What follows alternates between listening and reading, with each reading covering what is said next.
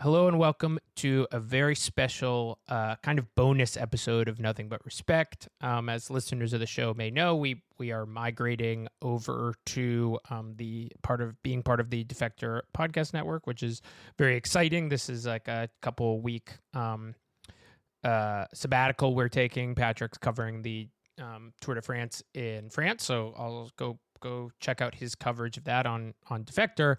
And this episode is what you're about to hear is a bonus episode. And if this is your first time listening, because maybe you heard about the Defector announcement, this is not a typical episode. Normally, Patrick is on them and we talk about the NBA and the WNBA and kind of other things like that.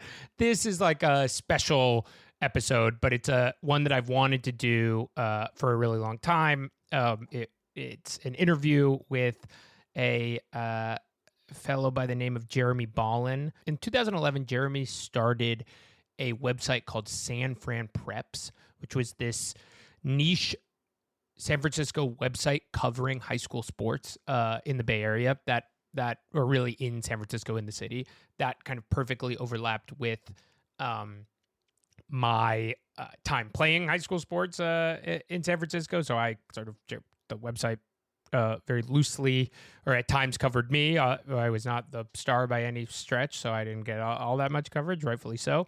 But I really can't stress how culturally significant this website was to the San Francisco sort of like sports community. And it's just like there's the archive is gone now. You can look at it in the Wayback Machine or whatever, but it's just one of those things that, like, for those who were around and paying attention to the website when it was in its heyday, it was so important. And like I would wake up and check it, and every day, and they'd have these top 10 lists that would come out, and it would just was this like amazing website, and kind of in keeping with this being a sports basketball podcast, but also sort of like a media, how all this stuff has changed. Like this, talking to Jeremy felt like perfect for the pod. So there's some of the themes that overlap. I think if you don't know anything about the San Francisco school community, you might get a little confused on certain names and stuff, but I still think it's a very interesting interview. He's got a really interesting story and talks about kind of some mistakes he made along the way, some things he was proud of along the way. So it's a great interview. But if you do remember San Fran Preps, I think you are really going to love this interview, because we just get into all things San Fran Preps. So at some point in August, Patrick and I will be back with our regular scheduled programming, starting the Defector Era of Nothing But Respect. This is a special off the beaten path bonus episode, and I hope you guys enjoy. Kind of like I think people like Mike because I'm kind of a unique kind of character. You just see how games are possessed how they mean more. I think the U.S. is going to obviously win. Hello, everybody. We have a very special episode today, and one that was on my list of basically my sort of like white whales of podcast guests, up there with like maybe we'll get Steph Curry on, but I was like, maybe we will be able to get Jeremy Balan, who is the creator of a website that to pretty much, if you didn't grow up in the Bay Area between, I'll say, and we're in high school between, say, 2008, 2009, and like 2015, 2016, you basically have no idea what San Fran Preps was. And if you did grow up in the Bay Area between that time, it was like the defining website of your childhood. This website called San Fran Preps, which Jeremy created to cover high school sports in San Francisco. And so, whatever, 10 or so years later, right, Jeremy covered me a little bit. I was certainly not the star of any of these high school basketball games, but I was in there. But yeah, we've got Jeremy Balan. Jeremy, how are you doing? I'm doing great. I really embrace this conversation because it takes me back to a time where, you talk about how you were in high school and developing. I was very much developing as well, right? I was just starting off being a reporter and getting into my career.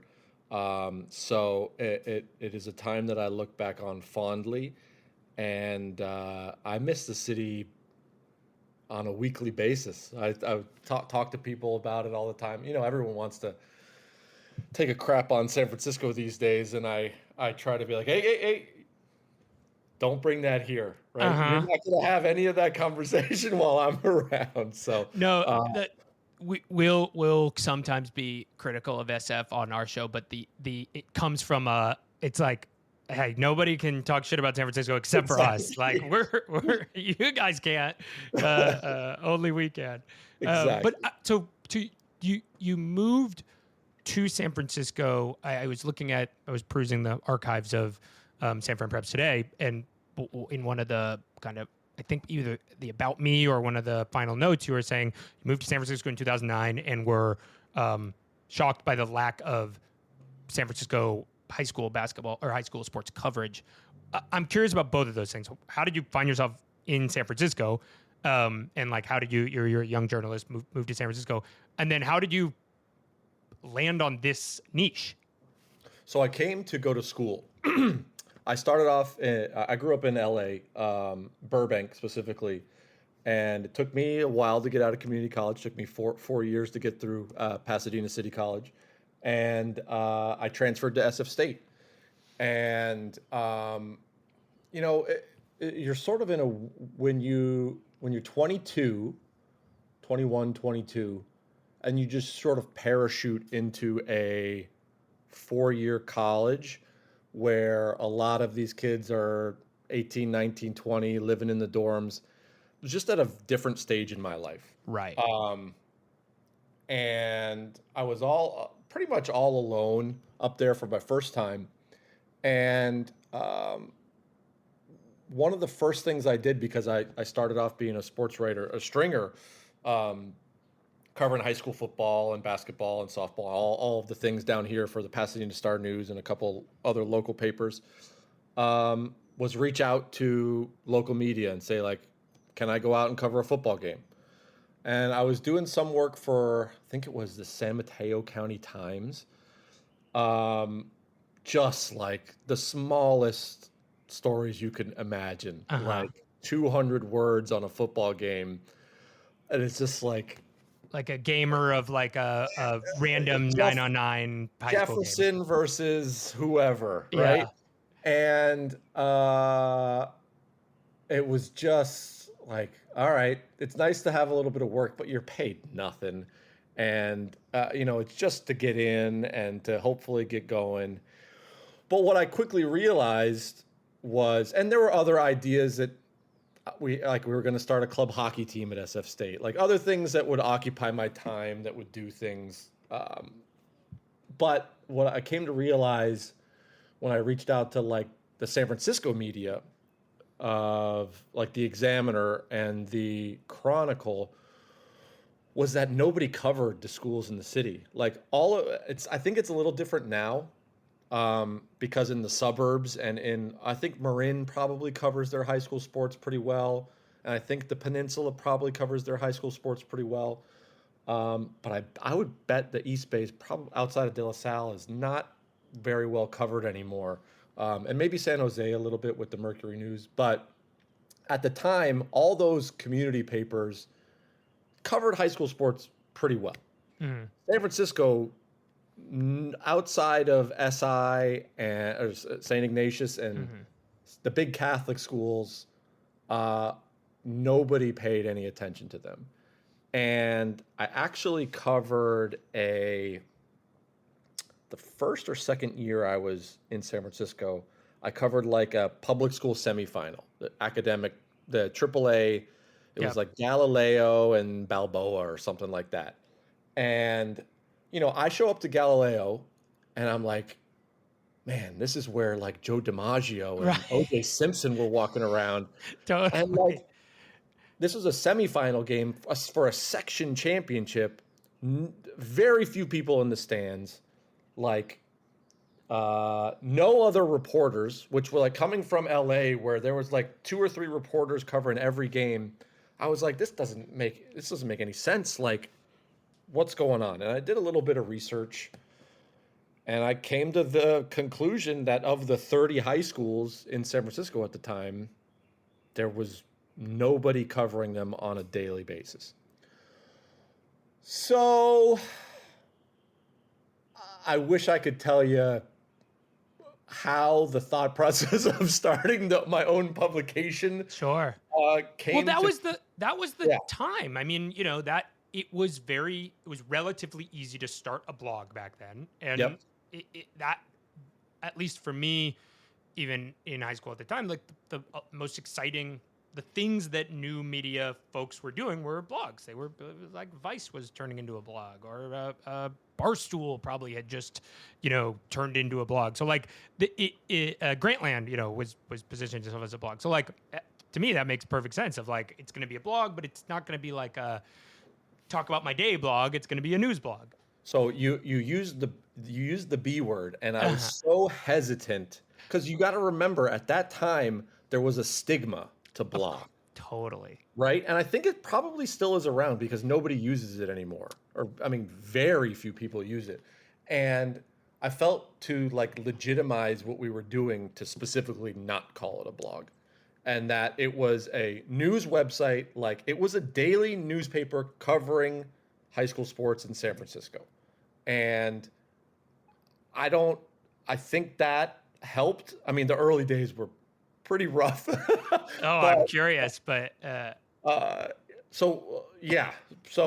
no, that makes sense. And actually, in the moment, I did not call it a blog, and now that term is right, like just sort of almost doesn't exist anymore. I guess I'm like, yeah, I guess it was. I don't know, was it a blog? Was it a website? But it was a I mean, it was a news outlet. It's certainly what it functioned as was a news outlet rather than a blog. I mean, and we'll get to this, but like did you have any editorial writing in there, or was it like pretty much just reporting? I wrote, I think, one commentary piece the entire time. Okay. And it was about when SI and SH were in a CCS football game and they were trying to figure out where to play it. Or no. God, I wish I remember the context of it. And I wrote a column saying that it should be a Kezar. Hell yeah. Wow. And that like... History is with you. And a few days later... Oh, no. Or like, God, I wish I remember what it was. Okay, I think I remember what it was. This might be a little bit off. That's but okay. I think Kezar was occupied. Or some reason they couldn't play it at Kezar.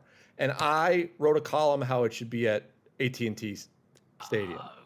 Even better. And it ended up, and a few days later, whether it was my influence or not, it was announced I think they were working on it already, and I mean, they had like 15,000 people out there for that game. I think it was the first time they had ever played in a playoff game against each other. Oh, that's amazing. Well, Oh, go ahead. What was that? You go. Yeah, it was. I think it was 2012. That would be my guess. But so that was pretty cool to go and cover that game, and to have that. It was incredible atmosphere. Unfortunately, it ended in a kind of weird way when like the railing on one of the stands like collapsed and all these kids fell out onto the field. It could have been really bad, but. That's sort of a metaphor for the San Francisco infrastructure not supporting the fervent fan base. You know what I think it might have been? I think Cal may have been set up for football there at that time. I think that's what made it doable because it was in the winter Yeah. I think that might have been because there was that year where they were renovating their stadium and they played Right. 2 or 3 seasons at AT&T. AT&T, right. Yeah. So That's that was funny. the one commentary piece that I wrote the entire 2.5 years.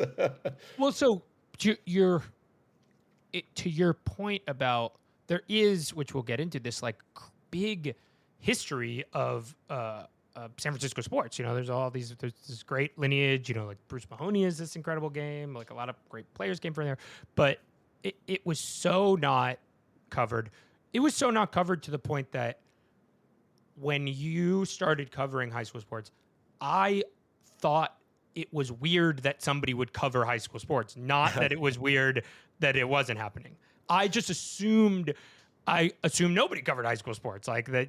But now of course, like I now realize how big of a thing high school sports. Well, I mean, it's like a freaking $1 billion business. But like even how there's this long tradition of people really caring about high school sports and Friday night football in Texas and all these things. I just assumed that nobody cared about high school sports except for the kids in them and et cetera. So you coming in, I mean, you were totally correct about that. Was the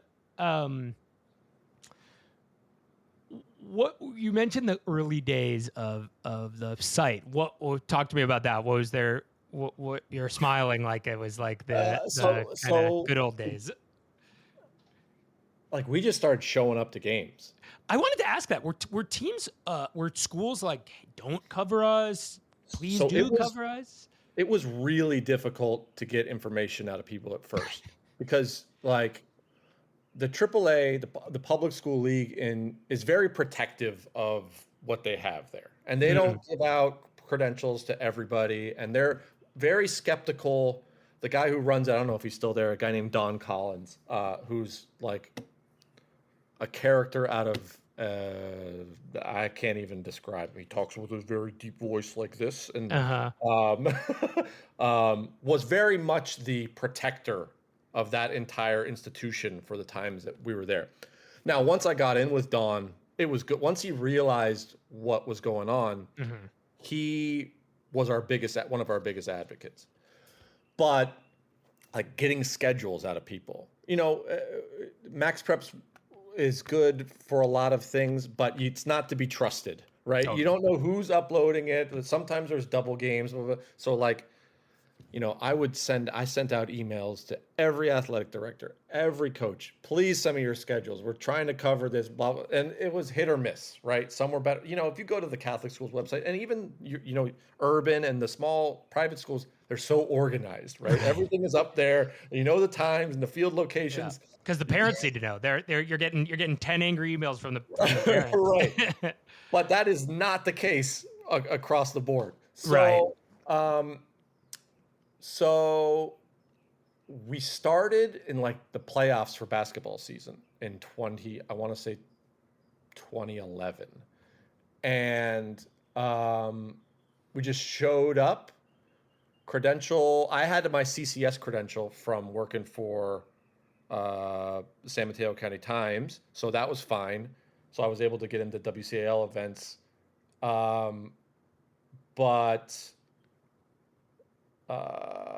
So we just showed up. The photos were terrible. What we would do, I printed out more little postcards. They were like little postcard things that said San Fran Preps, your source for San Francisco high school sports.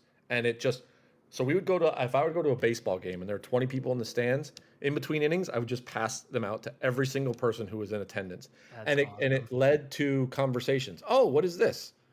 Be like, oh, and then I would explain the whole thing. This is right. The Examiner and the Chronicle don't really cover these games. We're trying to blah blah blah blah. Just so it's a blog? Like, no, not a blog. So and like if there were 100 people at a basketball game, I would do what I could to get them all out there. And you just have these, and if I would give them to the other reporters who would go out and do it, and they'd have those conversations. So it was very much like a knocking on doors campaign. Yeah. But it worked because people were at the game, so obviously they're interested. Right. And then you get this little thing, you go to the website, and the next morning, that story on that game that you were at is there with photos, and so it really did work. Like, I don't know that we could have done it any other way. Totally. Because was there any pushback around this idea of like we're protecting the kids from media, or like high school sports shouldn't be covered? Like, I mean, you're in general like I think SF Preps walked a very good line of like there was not a lot of bashing kids in the or there was none basically, and there was lots in the comment section, which we will get to, but there was none in the reporting. It was very just sort of like kind of down the line what was going on actually there happening coverage. So and with a generally like positive and uplifting kind of framing to it all. But did you get pushback? There was initial just like, well, we need to wait and see what this is first. Right. Like, and who the hell I think people quickly realized that it was pretty standard, newspaper-ish reporting that they've, the parents and administrators and athletic directors had all grown up seeing, right? So, you bring up a really good topic about high school sports coverage in general. There's a balance between supporting and reporting, right? You different from pro sports and even college sports, that I don't know if you can be critical, but let's just say the star player on a basketball team goes 0 for 15 from the floor. That is not very supportive of a fact. Yes. However, what I always tried to do was, can you tell the story without it? Right? The most important player on this team went 0 from the floor, right? You cannot tell the story of that game without that, right? That is maybe the most important thing that happened in that game, right? So there was that and this has happened with high school sports coverage since the beginning of time, right? If a kid misses a game-winning field goal, what are you supposed to not say who kicked it? Right? And there are people who make the argument that you should just say the team missed a field goal. Right? So yes, there were issues with that over the whole span of it, but no different than any other, when I worked at other papers, you get phone calls from people all the time. Yeah. So 27-year-old NBA player, you report that he went 0 for 15. You're getting a call from his agent. Right. That all tracks. When was there a moment when it, you did, or actually, let me think about the direction I want to talk about. Let's because I was going to ask when there was a moment you noticed it kind of was actually, let me ask that. Was there no moment you noticed when it kind of like really took off? Yeah, there's one moment that stands out that I was like, we've really built a community here. Yep. Is when so San Francisco has always had like an all-star basketball game. Not always, but right. I have a funny story about my lack of involvement in the all-star game. So, but it was. I don't think it included everyone. I think it also, like, they threw in the like Sarah and like other like schools that weren't in the city. But Randy, the coach of University, was running it for a while, and they would have it at City College, and we went and covered the first one and it was just like kids in uniforms, like these like practice uniforms. It was just sort of parents showed up, but not really. And then I think the second year we said, like, we should really be running this. Like, let us pick the teams. Let us and Randy was a little hesitant, but eventually was like, yeah, this is a good idea. And then we got SI to donate the gym time. So it wasn't at City College. It was, in a high school gym. And we had like a dunk contest, and the gym was packed. That's awesome. And do you remember who was in the game? I'm trying to think. This is like 2012, like Noah Springwater. Is that? Yes. Taylor Johns, Joshua Fox. I think it might have been after Stephen Domingo left. I want to talk about Stephen. We'll talk about that. That's a sensitive talk about stories that pissed people off. But that was the moment that I was like, we've created something good here. Like the whole community came together. Totally. And we did it for baseball too, a season or two after that. And like, when people come up to you and are like, honestly, you can tell when people are genuine, and they come like, go, really, like, thanks for doing this. And we made it a fundraising event too, which helped a lot. Like that was a really fun night and a really rewarding personal experience for me. I bet, yeah. Because it just started as like a silly idea to like occupy my time and to like do something, and to understand that it was meaningful to so many people, like really left an impression on me. Yeah, and I mean, I just always like, when I talk to friends about San Francisco and kind of like the history of our time there, like there was such a, I mean, I still see this now when I run into people across. I live in Brooklyn now. You run into people across the country, and you're like, "Oh my God, you grew up there? Where'd you, you went to Lick? Like that's crazy. We know each other. We know all these mutual friends." Like there was this like vibrant SF community, and the high school sports scene was a big part of it, but it was not activated. It was like disparate, and so I didn't know about all this, about how little it was covered.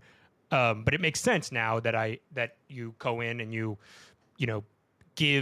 centralize it essentially into this place that's going to like activate all this stuff, because the Bruce Mahoney had 15,000 people at it every year. Like there were people who Yep. there is this tradition of high school sports there. So I want to quickly say my San Francisco All-Star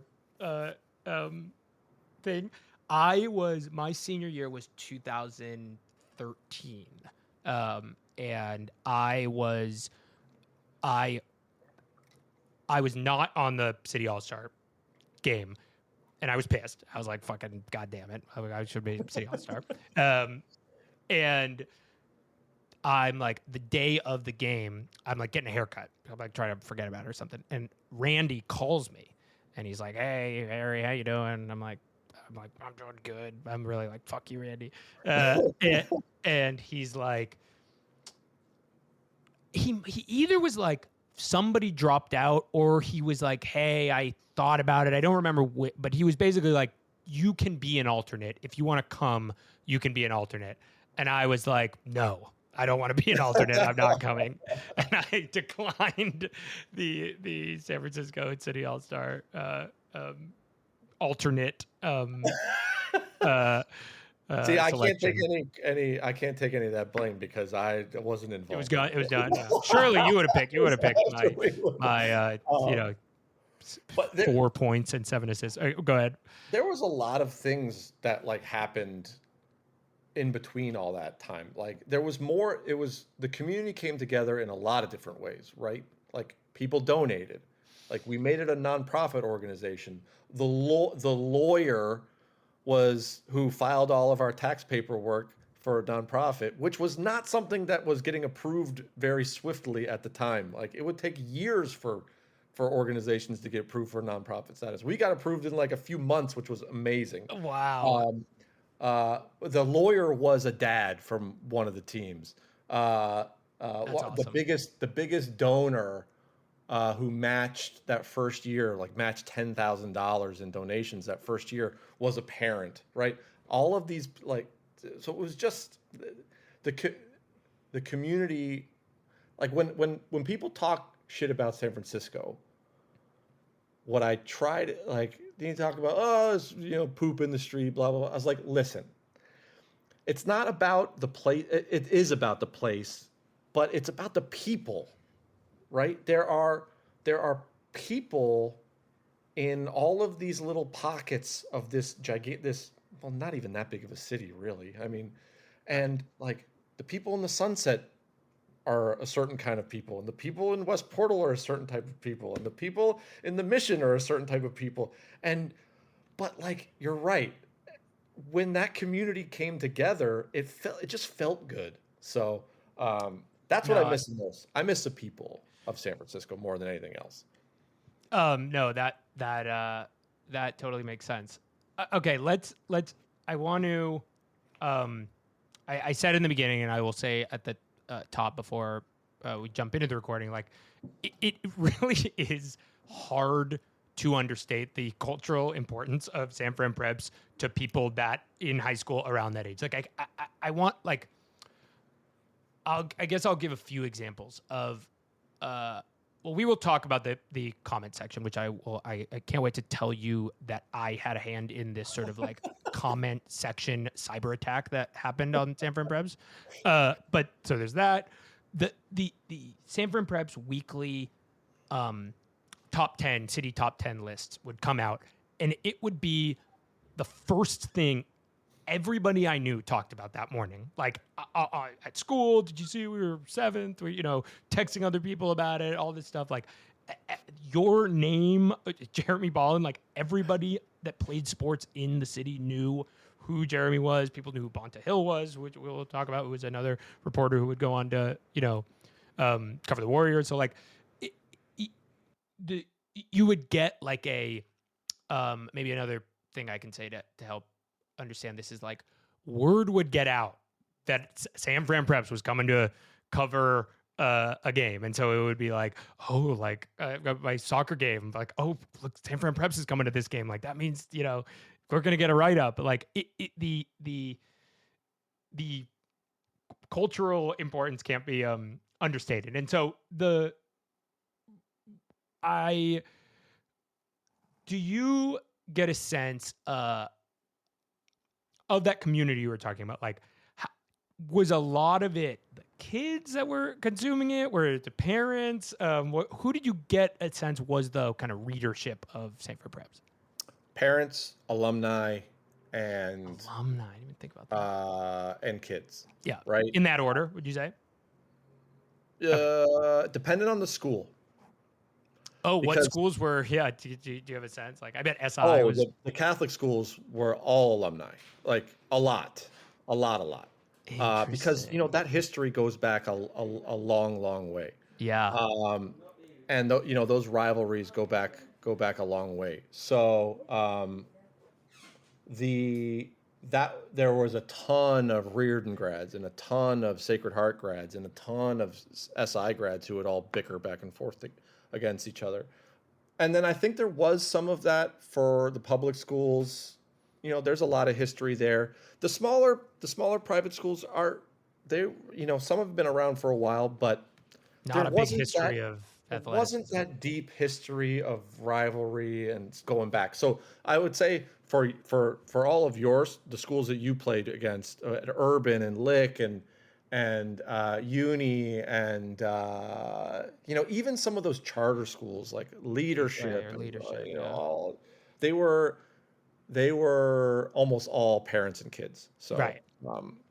And some of those parents were some of the most influential people in the whole country at the time. but yeah, the readership was pretty diverse. And then once we started covering like playoff games and when SI would play Marin Catholic every year in football, like then you would start seeing stuff coming from Marin and all those WCAL games against Midi and all those teams down on the peninsula, we would start getting other traffic from San Jose and San Mateo Right. and things like that. It was fascinating to see where the traffic came from every day. That is It would be like my morning newsletter. I'd look, okay, who looked, and you'd see like all across the world. It was really cool. That's interesting, right? Like if Aaron Gordon played SI, you're getting like, why is one coach in Arizona looking at this? Well, there was nobody. I mean, on a day-to-day basis, I can't stress this enough. There was nobody covering those games. Right. So, like, you might be able to see a box score. I mean, not even that really. Like, no, the Max Preps especially. Well, so this is the other funny part about all of this to me is that, I'm talking out of both sides of my mouth here because, so yes, there's this huge, great tradition of sports in San Francisco, but like nobody was that good. Like nobody really ever, nobody from San Francisco. I think the best players to come out of San Francisco over that entire time were Steven, who played at Georgetown, but then was like Johnny Merlick and Noah Springwater in basketball, who played basically low D1, and they were some of the best players I ever saw. Or maybe Merlick didn't even play. He might have played at Vassar or something. Yeah, he went like D2 or D3, and then Noah went to Columbia. He had a pretty good career there. And Trevor then the two kids from Sacred Heart, Taylor Johns and Joshua Fox, went to UC Riverside, and I think Josh might have gotten hurt because I think he came back to play for City College or maybe College of San Mateo. But we can talk about that once we get to some of the other questions on your list. But yeah. Well, so anyway, that I wanted to, this transitions into, I want to talk about the basketball at that point. You covered, I mean, the other part of it, this was, and maybe this should be obvious and of course, but like I remember the gender coverage being fairly even. Like I remember I was of course uniquely only obsessed with my leagues, but I remember, or like games that I played in, but I remember there being women's basketball coverage, women's soccer coverage, all these other sports. But let's focus on basketball because this is nominally a basketball podcast and because I played basketball. Let's go. I'll be really kind of like playing to our base here. Can you talk about the different play styles in the three leagues in the city? There was the AAA, the BCL West, and the WCAL. WCAL, importantly, only 3 teams in the entire WCAL were located in San Francisco. The rest were in these other teams. But give for the uninitiated like a little bit of like what each of those leagues represented. Cool. So the reason why basketball, first of all, was such an important sport for us when we were running the website is that, one, San Francisco is a basketball town. It just is. I don't know why. It just is at that level, right? I don't know about pro sports, whether the Warriors outpace the Giants or the 49ers on any particular year. But from an amateur standpoint, basketball is king. And I feel free to disagree with that. No, I completely agree. The only reason I would think is that the only other sport would be football, and there just like wasn't space. I mean, there were 3 football fields in the entire city. Right. I mean, football. So the reason why basketball was so great is that for football, like, there's no argument that the public schools could hang with SI and the Catholic schools. Just none. They can't. They would get blown out 100 times out of 100. Right. Same with baseball. Same with a number of sports. In basketball, it was true to a certain extent, but, Mission would play in the Reardon Classic every year, and they would make things tight on them every once in a while. SI would host that tournament out there, and I think Lincoln would play in it, and Lincoln would, they would hold their own. So basketball was the one sport where you could sort of assess.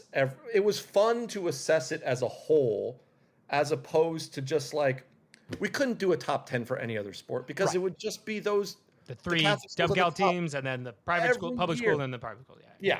So that's what made basketball special, was that there was like an even the small high schools like the one you went to where there's a few hundred kids. Yeah, right? No, like we would beat Lowell or we would beat Galileo or whatever. Sometimes like the yeah. So that's what made basketball special in San Francisco on an amateur level. Now, as far as the playing style, it was. I don't think that there was a consistent theme. I mean, yes, that in the public schools, the AAA tended to be higher paced, chaos. Yes. Right. And that was for a lot of teams, it was planned, and for a lot of teams, it wasn't planned. Right. Mission, who Arnold Zelaya, who was, I think he's still coaching there now. He's also the athletic director, or was. That was his plan. Right. He have you ever been to Mission's gym? Yes, at one point. There is about 6 inches on each side of the court. Right. So he would press the hell out of everyone, and you got nowhere to go, and it was successful for them. And they would run and press and just. Now, if you go to a school like Marshall, which is in a rougher part of town in San Francisco, it was chaos because there wasn't much coaching, and it just was. But some of the most electrifying environments were at Marshall, man. There was like times where people were close to coming on the floor, and and there was like, at all the public school games, there was always a cop or two there, and it was just like, boy, when are these guys going to step in?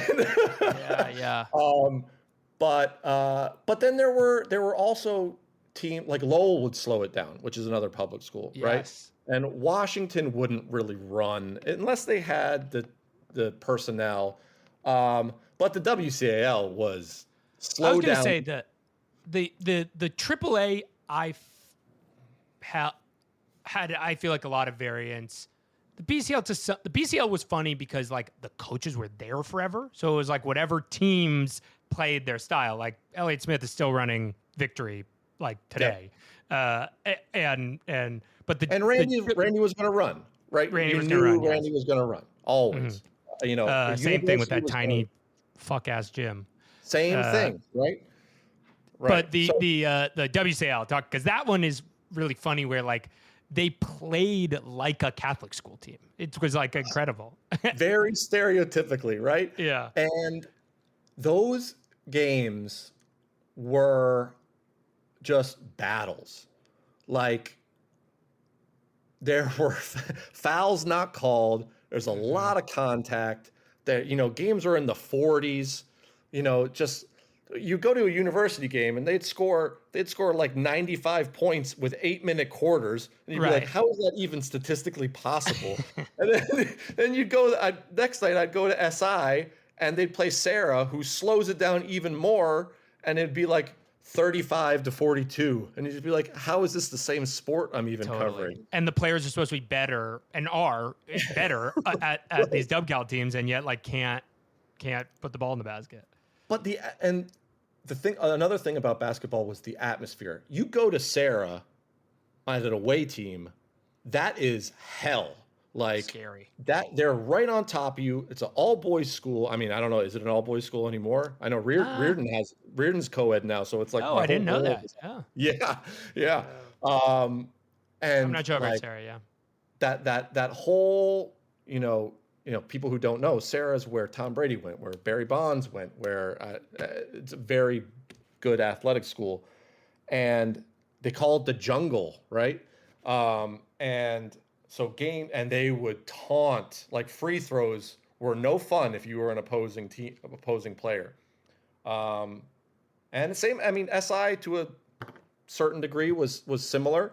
Reardon had a pretty tough crowd when they were good. SH was Sacred Heart was a little not as rough on opposing teams as I remember. But yes, that league was slow down, half court game, very little running. And it was nice to, when you're covering preps, you have to keep stats on your own. And I'll tell you right now, covering university and a mission game like together, if they played, I think they played maybe once while I was there. It's just hell on earth. Right. Like you just can't keep up. You're looking down at your notepad more than you're looking at the game. It's just, but when you go to a Friday night WCAL game and it's, like I said, 42-35, and that's a much easier pull. Especially with the WCAL, at least in my time, it's like every single play went to Trevor or Steven or Fox or the other, it's like there were only like 6 people who were allowed to shoot. Yeah. Okay. So what about I just named a number of them, but what are some of the players positively? We'll stick to positive that stick out in your mind as like some of the most fun players you watched in the era while you were covering. Oh, well, the best. So from basketball, that whole Sacred Heart team, that one year they went to I think it was the Northern California Championship, or was it the state championship? I don't remember. I think they were in the NCS state championship as well, or state. At least they were in the state tournament for sure. Yes, yeah. I think that was one of the first years that they split it in the regionals, and but that team was one of the most cohesive and disciplined high school sports teams I covered, in my entire career. They had 2 really good small forwards, essentially power forward, like 3 or 4s. Joshua Fox and Taylor Johns, who both went to play at UC Riverside. And they had a lockdown defensive player. God, what was his name? He had dreadlocks. Harold, I can't think of his name. Getz? Just fantastic. What's that? I said Harold Getz, but that's a different guy. And they played their senior year, Fox and Johns' senior year. I think they played Aaron Gordon at Midi 3 times. And those are the three, I think it was the 2 regular season games and then the WCL championship, which was at a community college in San Jose. Foothill College, I think. And those 3 games were 3 of the best high school games I covered in my entire life. And I think those 3 games were decided by like a total of 5 points. Right. And Aaron Gordon and Midi won every single one of them. Wow. And Sacred Heart legitimately had the better team. Like they were a better team. But every single time Aaron Gordon did something just enough to because he was all world. No, he was he couldn't make a free throw, but he would just get hammered and he would just power through and he would just do that little bit. And like I said, that Midi team was all him. Sacred Heart had a better team that year and they just couldn't get past the one guy. Right. That's awesome. I remember I saw Aaron Gordon play SI when he had mono. Yeah. And it was I suspect you were at that game too. Yeah. I think actually Bonte was at that game. Okay. Yeah. Got it.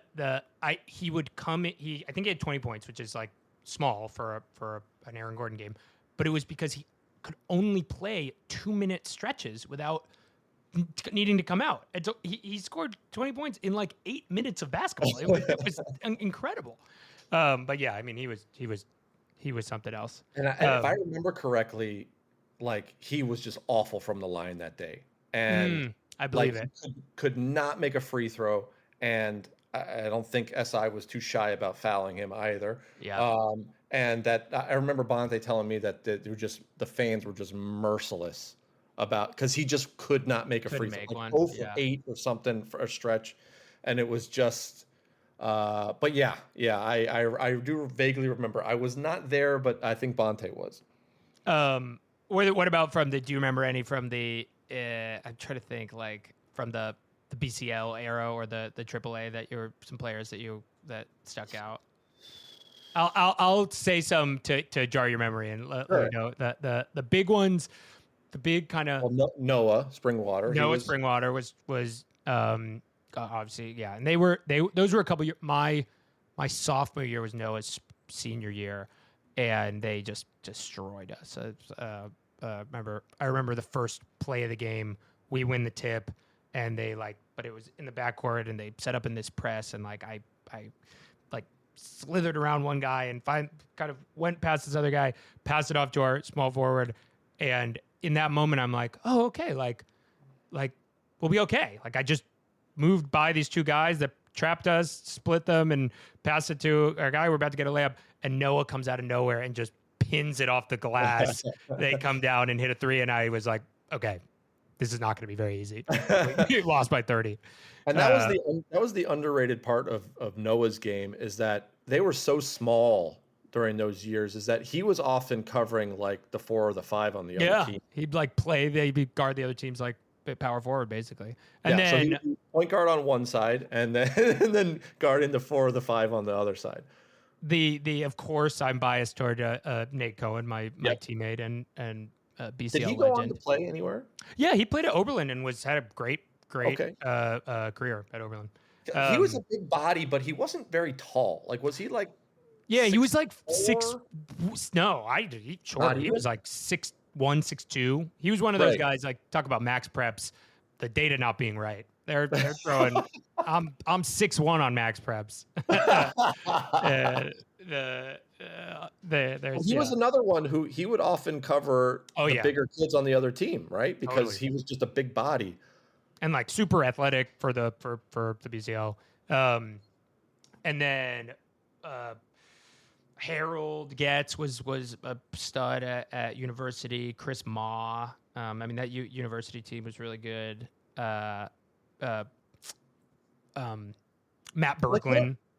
Like, I don't remember any real standouts from Lick, but I remember them always being good. Probably because of coaching helped quite a bit. Sure. Like there was never any. Like I always remember doing the all city teams and being like, well, Lick, the standings or the stats just don't really back up any, and like the eye test doesn't really back up any of these players. But it's similar to what we were talking about with the Catholic schools, is that no, they played this. They always had 3 big guys, and they would just like pass around to each other the whole time. Their best, or one of their Matt Berglund, who he ended up playing D3, I believe. He played. He had a funny thing where, I mean, he's first of all, he's going to listen to this. I know him, but the other, so hello, Matt. But he grew like 9 inches or something between his sophomore and junior year, and so I think he might have gone from like being on JV his sophomore year to being first team all league his junior year. It was something like that. So he was really good. And then Ben Schneider and Andrew Roush. Ben had this really idiosyncratic shot where he like flicked it over his head. Oh, I do remember that. I do remember that. And then I'm trying to think. Wasn't he a coach? Like, was he a coach's kid or something? Not you. There's he might be thinking of somebody else. Mika Elon. He ended up being really good as well. He was younger. He was like past both of our times. Younger. He was a freshman my senior year. Okay, let's talk about this comment section, because this is a big so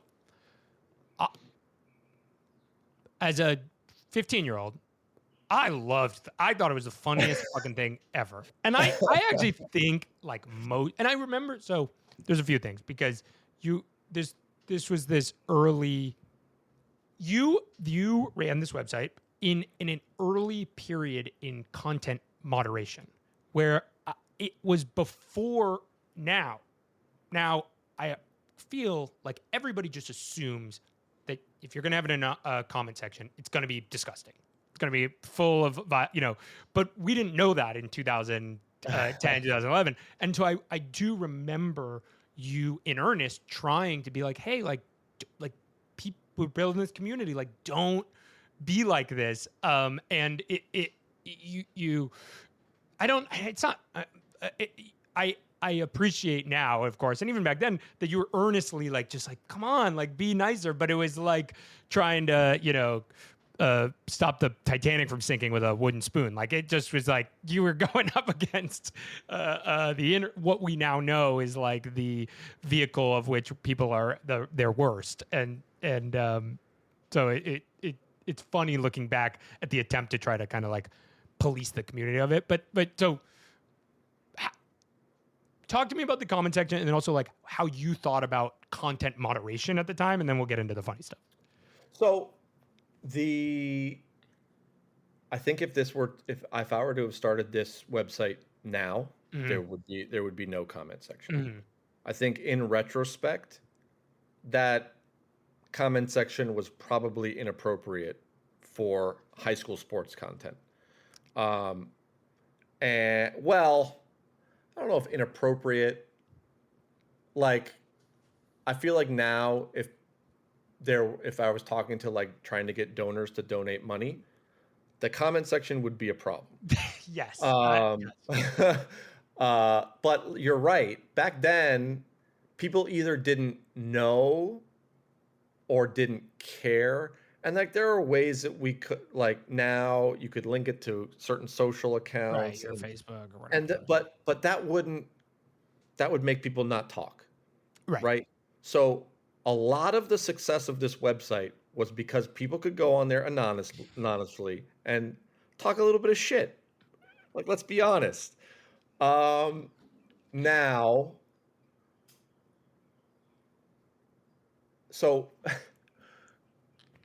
when I was living in San Francisco, like, I made this website my full-time job because it was a nonprofit, but there was a lot of times where I needed more money. So my college job, both in LA and in San Francisco, was I refereed hockey games.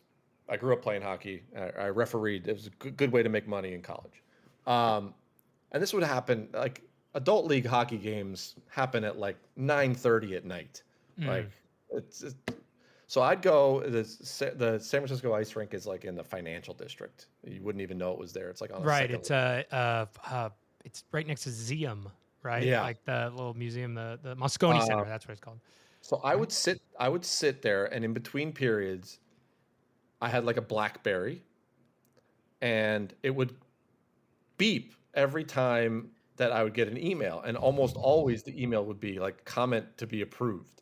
So I would like 20-minute periods, running clock, and I go into the penalty box in between periods, and there'd be like 20 comments to approve, and I'd just be like, what am I doing here?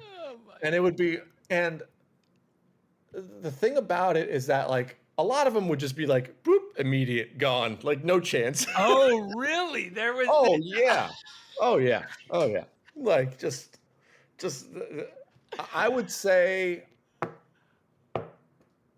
25% didn't get approved. Got like it. That high. But we're just like very I mean, I can totally imagine like a set of like troll of just being like, fuck this person, I hate him, or something. Well, I don't think I allowed like direct slamming of individual kids. I don't, like, if you wanted to talk trash about schools as like an entity or teams as an entity, but when it got like individual, that was not okay. I mean, we're talking about like 16, 17-year-old kids. And like, I don't need somebody, I mean, this is before like real cyberbullying concerns but like, what did I need somebody to like drink some Drano because of some stupid comments on my website? No, I did not. Right. And that was a thing that actually happened. A student athlete committed suicide, and we didn't cover it because we didn't want to. And they made the school at the time made the case that you can make whatever you want to about contagion theory, but it wasn't news, right? Right. So Sorry, that was a bit of a, but no. Well, wait. What just on the to hone in on what you just said about the kid? Yeah. This was a San Francisco or like a Bay Area kid athlete who committed suicide. Yes. Oh, yeah. jeez. Yeah. And it was unrelated to. You're not saying it was related to no. premise coverage. You're saying it was two different things. It was field hockey or lacrosse or something like that. Yeah. But anyway, cyberbullying part of what your overall concern was. Again, with the support versus report, like we're not going to have anybody hammer an individual kid for whatever reason. So a lot of those comments were just out. Right. Now, if you wanted to say like this person was better than this like, okay, maybe like this guy's, if the article was about a good player on one team and somebody wanted to comment that that player wasn't as good as this other player, like, okay, maybe. So, and then, obviously like obscenity didn't allow that. And like, just when it got snippy was just like enough. Yeah. But the snippiness sort of resulted in people refreshing the page over and over, right? So it was a lot of things I look back on and I think like I was 22 to 24 when I was doing this. Mm-hmm. So a lot of it, I'm 38 now. A lot of it I look back and I'm like, okay, as a fully formed adult, how would I have handled this? And I'm not sure I would have handled it the same way. So it's funny. I of course get that, like that, and that the comment section like birthed some, nasty stuff or whatever, mean people snipping, whatever. But I just like, it's a small-ish bubble because I only know the people that I talk to around and stuff. But like, we all like fucking loved it. And like when somebody would say something mean, it was like awesome, And there wasn't a lot of, now, to be fair, none of us were Stephen. I mean, I know Stephen. We're friendly. None of us were getting like, the closest to like controversy that we would get would be around like Nate, people being like, Nate's not as good as the people say he is or whatever. Right. But we weren't getting the kind of like the biggest vitriol was like, in the WCAL mostly, which tracks with the viewership. But anyway, I like loved it. And I just was like, this is so, it was also funny to me. And like the people, and I felt this way at the time, and I feel this way now. Like the people who should be ashamed of themselves are the like grown adults saying the mean stuff. You like a lot of them were. Yeah, you allowing the comments, that doesn't strike me as something you should be up at night about. Well, there were a couple things that like bothered me. Is that I could see everyone's IP addresses, right? Right. Oh, and you could put in a different email and you could put in a different name.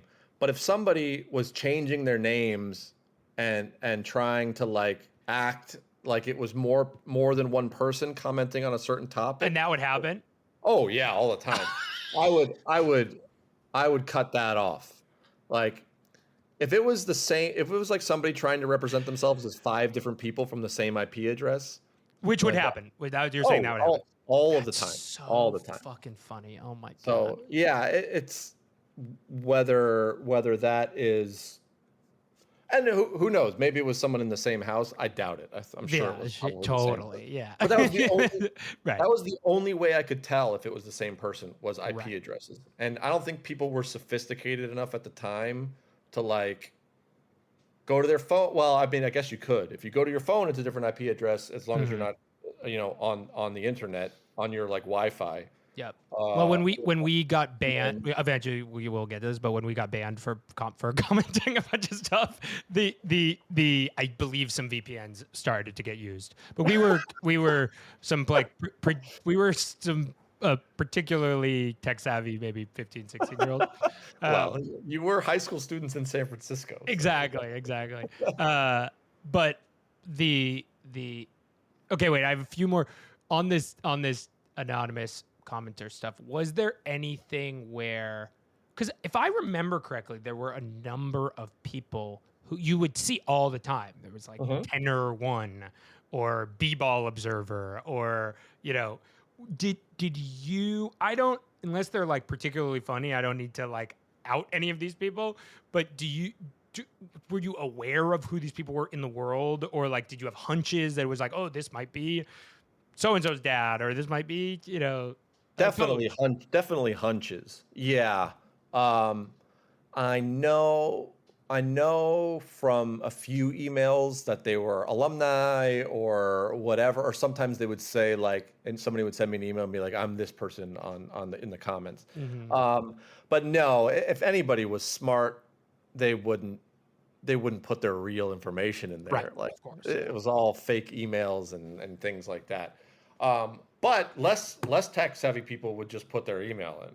I remember what this kid's dad, commented thinking it was anonymous as with his full name, and I remember being like, "That's the funniest." But if they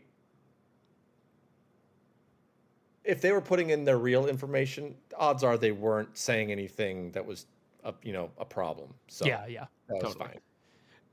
I want to talk about this Yeah, I want to hear this now too. I want to hear your the again, like I can't stress how funny and fun the comment section was. So like our the perspective for us was like, and I was okay. One day at a house that I will not disclose, me and two other people were sitting around kind of like laughing about San Fran Preps and laughing about specifically a set of commenters, because there were all these, I believe somebody named JJ, and then somebody, I think maybe like B-ball observer, whatever, some few other ones, but just like we were just thinking it was so funny that these people would comment on all these things. And so my two other friends, I abstained for maybe, I don't remember specifically why I abstained, and I'm not just saying that. I wish I had done it because it's hilarious. Started getting a bunch of comments in, but just because you could just put whatever name in, they would just put JJ. So like they started impersonating these mega commenters on the site, and like saying what we were trying to do is like, or what they were trying to do is like say things that sounded kind of like what they would be saying, but then like slightly derivate or whatever. And like I just remember basically staying up all night doing this one day, like giggling our asses off. And then we woke up the next day, if I remember, to an email from you, or a post, not an email directly to us, but a post from you basically being like, the comment section is suspended until you guys stop this onslaught, and like I'm banning all the IPs from where this attack came from. Like, do not do this anymore. And we thought it was the funniest like fucking thing we'd ever done. And so, do you remember this? Do you like? Did this happen a bunch? That specific night, I don't remember. I do remember the impersonations, and specifically the people who were being impersonated emailing me, telling me that's not me. That I would never put something like that on these people, like getting all agitated about it. I hope you understand the pain that this caused me. I know. Well, that's what's funny. I mean, that's to your point about this like content moderation thing. Like it was this. It's hard to think about. Everybody is so cynical about content moderation now. About like it's just like it's obviously going to bring out the worst in everybody. Obviously, it's going to be insane. People are going to whatever. But it was this early time in forums where people were more optimistic about the community coming together and just like people not being like fucking pieces of shit. And yeah, I mean, I wasn't optimistic enough to just open it, and I had to approve every single comment. True, and which is smart of you, yeah.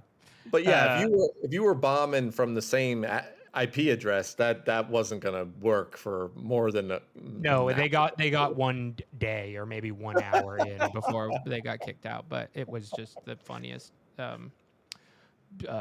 thing ever. So okay, I do. I want to talk before we get out of here because I want to be respectful of your time. But the Stephen Domingo thing is it's you can't it's so important it's so part of this whole story because it's like I'll fill people in. Like Stephen is again, I know Stephen. I grew up with him. I used to play middle school basketball with him. He's a great basketball player. He's doing good shit now too. I'm kind of outside of he's not playing anymore, but he was like this really good basketball player out of San Francisco. Went to St. Ignatius. Was like a 6'5", 6'6", like really smooth jumper. But and eventually reclassified to go to Georgetown a year early. Before it was a thing. Yeah, like he pulled the Cooper flag before Cooper flag. And for whatever set of reasons, I mean, I guess I know why, because he was like a good basketball player for SI or a great basketball player for SI, but just became this lightning rod on San Fran Preps. And like everybody had something to say about like, and there was also, maybe the other thing I'll say is like, Steven, this was still a period of time where like a certain group of people got really mad if a tall guy shot threes. And so like he shot a bunch of threes and had this kind of like finesse game. And I think that pissed people off because they were like, get your fucking ass in the paint, young man. And so he just was this lightning rod of controversy. And I'm curious how you thought of that, like what your kind of like point of view with the Stephen Domingo thing was. Yeah, so this story is very complicated, and talk about something that I sort of regret from that time. Again, you got to remember, you're like 22, 23, maybe 24.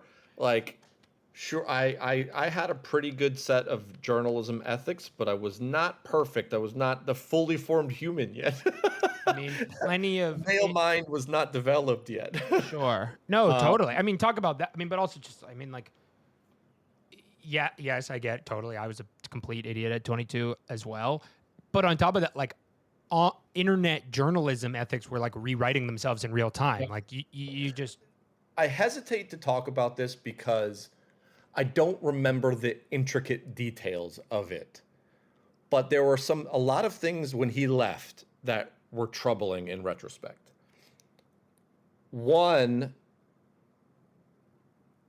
it felt to me like a lot of people at SI, either in the athletic department, in the administration, alumni, donors, whatever, were insulted that he didn't value another year at SI. Right? Like, it's a privilege to graduate from SI. Right. You're just going to go and leave? And I don't know if he ended up getting a diploma from there or got it somewhere else or however that all worked out. But there was like a sense of like, how dare he not graduate from SI? From SI, yeah. I know. And so when this all happened, I broke this story. Everyone else followed after that. We like ran like a live, like I updated that story like 20 times. Of him reclassifying? Yeah. Well, it wasn't even that. What was it? It was called something else then. Right. Because it was also like, at least as I remember it, it was like committing to Georgetown and going like right leaving away. Leaving early. Yeah. Foregoing his senior season to go play in college. Play at Georgetown, yeah. And interestingly enough, similar system at Georgetown as it was at SI. Right.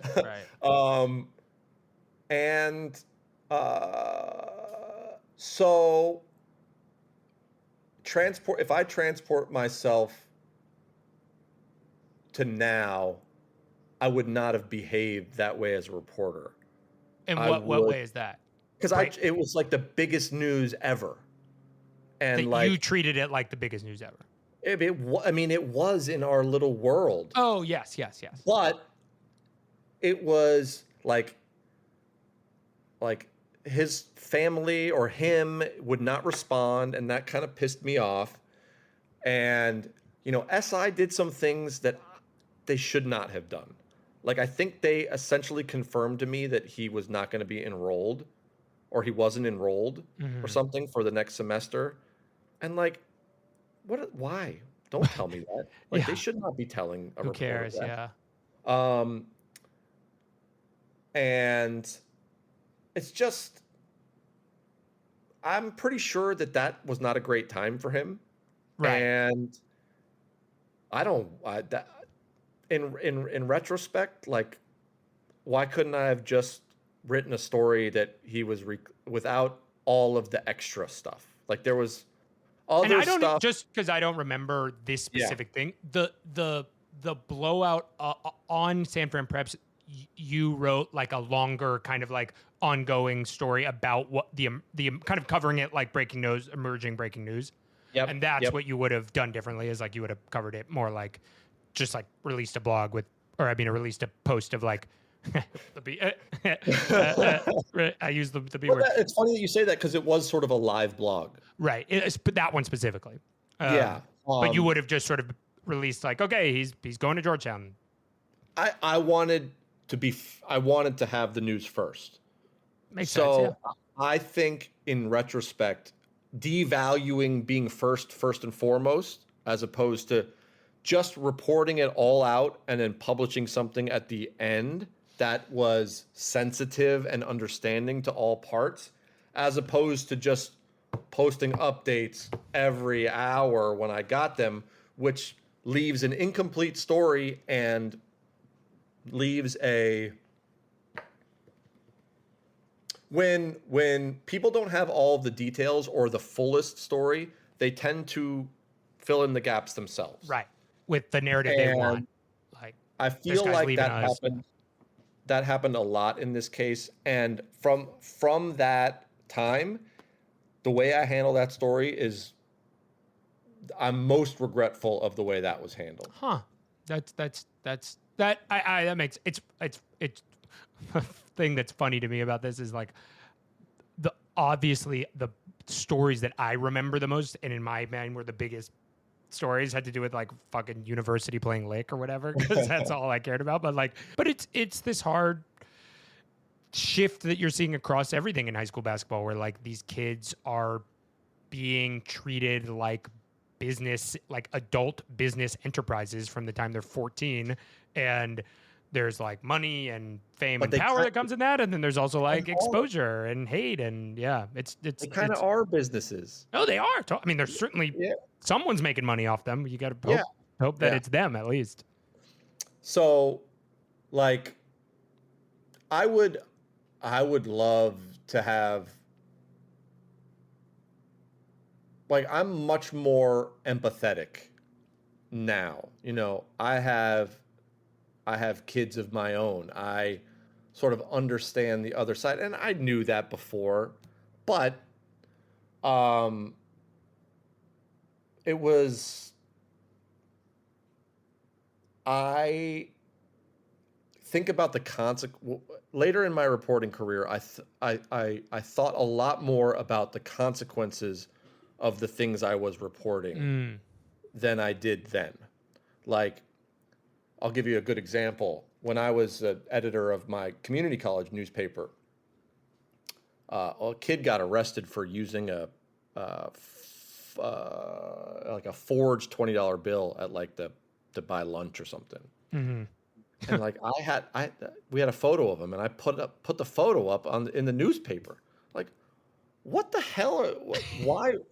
That kid could have gotten that thing from anywhere. Why do I got to put this guy's photo on the, like, just like not thinking and just very stupid things to do. So I'm lucky I probably didn't get sued for defamation for that. But sure.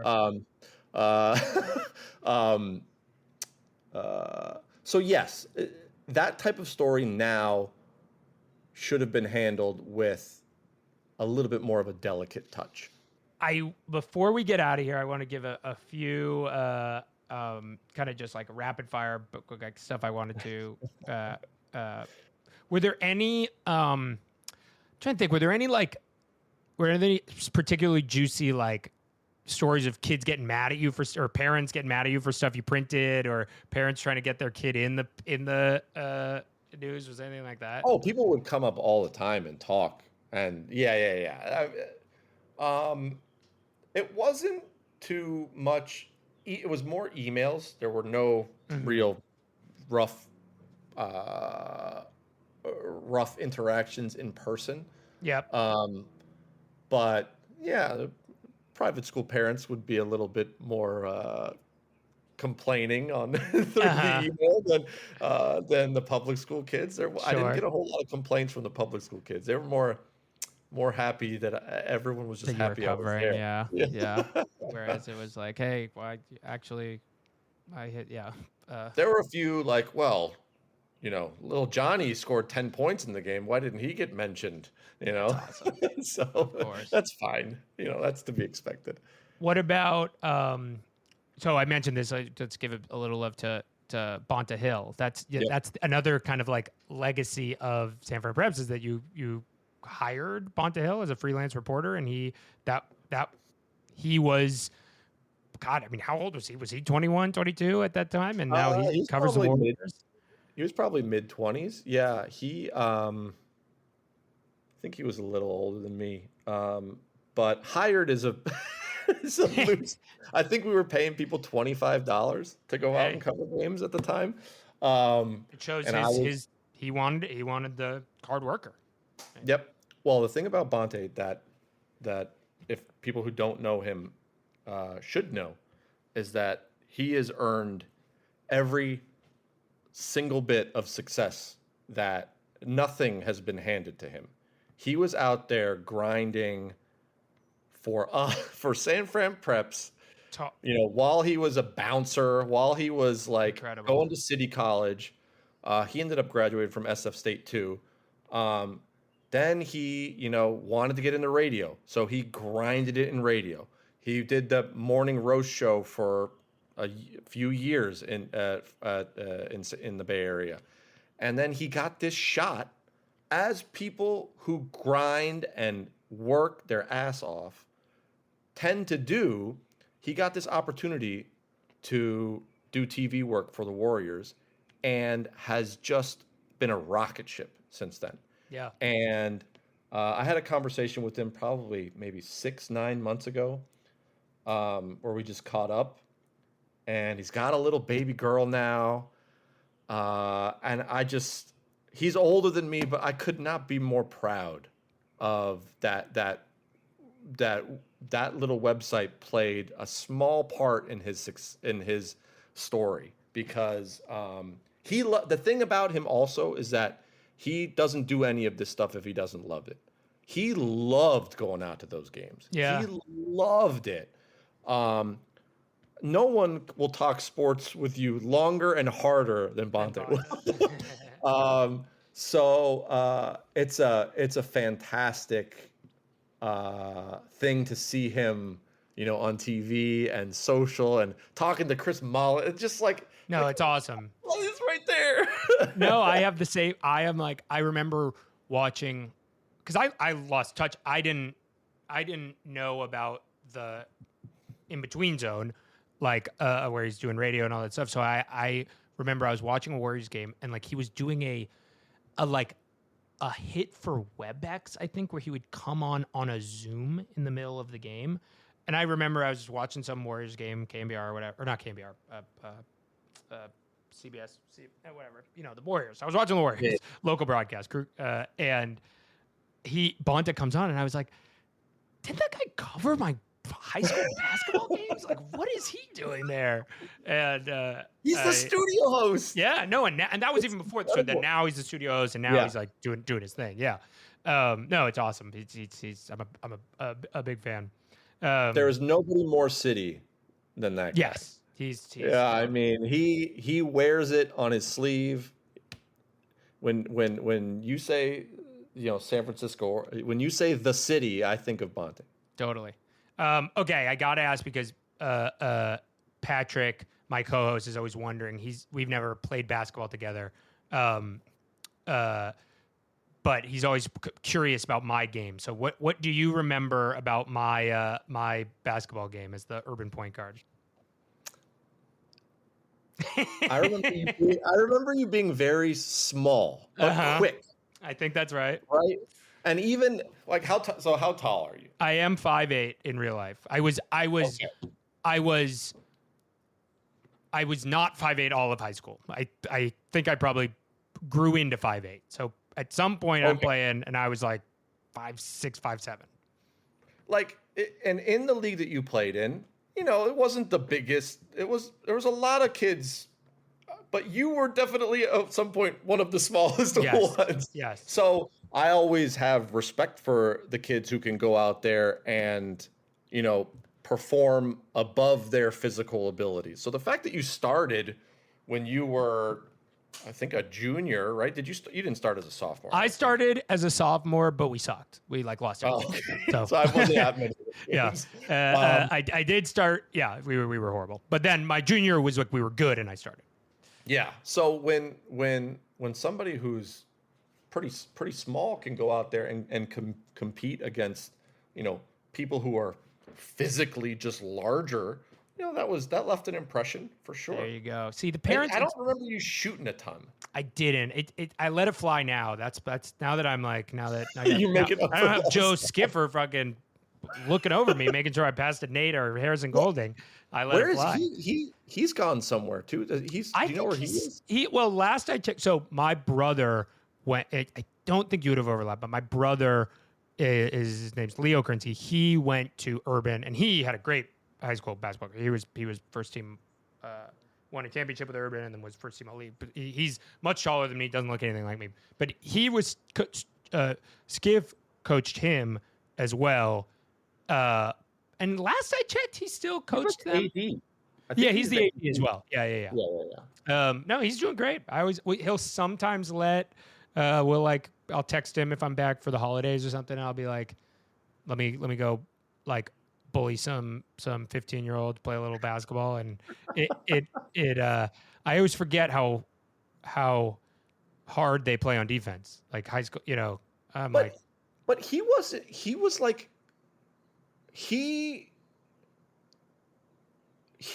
head coach all your whole 3 years. No, there was he was an assistant at SI.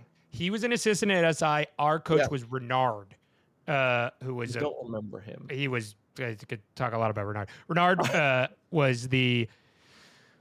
he was our coach my freshman year of high school, but he also ran the San Francisco Rebels AAU team, which was like that big AAU team that fed into like SI and SH. I think Steven played for the Rebels at one point, as did a number of those.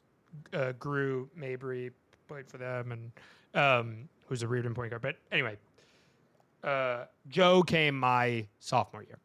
Yeah, I remember. And he was doing his thing. Yeah, he's great. I remember him being on the bench at SI, and then I don't remember. Was he? I don't even think it was Tim Reardon who was the coach at SI at the time. Might have been somebody else. But and then he moved over to be the head coach at Urban. Greg Angley was. Yeah, Greg Angley. He's like over on the East Coast now. Yeah, he's gone now. Yeah. Yeah, so I don't. Well, now that your game has changed, my scouting report would have been play to pass. But now if you're gunning it up, I'm actually about to go. I play in a Tuesday run right after this. I'm going to go put up like 15 threes to make up for all the threes I passed up. Also, I'm too slow. I'm 30 now. That's all I have now is. If you would have just been shooting from the start, you could have been me. running and gunning, right? You're telling me we could have beat Lick. If you would have made me cover like a 95 to 92 Urban and University game. Exactly. All right. Well, Jeremy, this was awesome. Thank you so much for coming on. I had a great time walking down memory lane. It was good to reminisce for sure.